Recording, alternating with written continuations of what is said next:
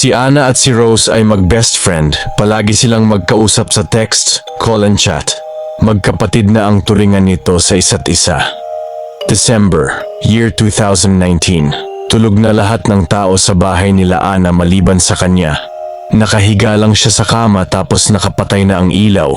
Mga 2 AM magka-chat pa rin sila ng best friend niya. Kinakamusta niya si Rose sa naging lakad nito sa Cebu.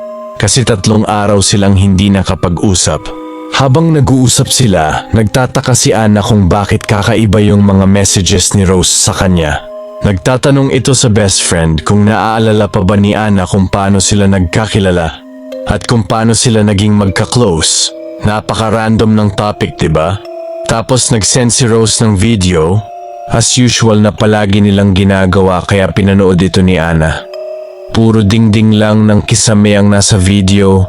Tapos mayroong tali na nakasabit sa kisame. Sumunod pa sa video, tinutok ni Rose sa mukha niya ang camera at ngumiti ito. Nag-message ulit si Rose at ang sabi nito ay, "I love you, Ana. Mamimiss kita."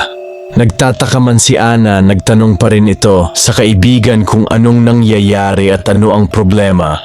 Pero bigla na lang nag-offline si Rose. Pinalipas na lang ni Ana yung nangyari at nagplano na lang ito na puntahan si Rose kinaumagahan kaya natulog na siya. Pero pagkapunta ni Ana sa bahay nila Rose, kinausap siya ng papa nito na patay na si Rose. Nagbigti si Rose sa kwarto niya bago pa lang sila umuwi ng Cebu. Doon na nanginig sa takot si Ana at umiyak.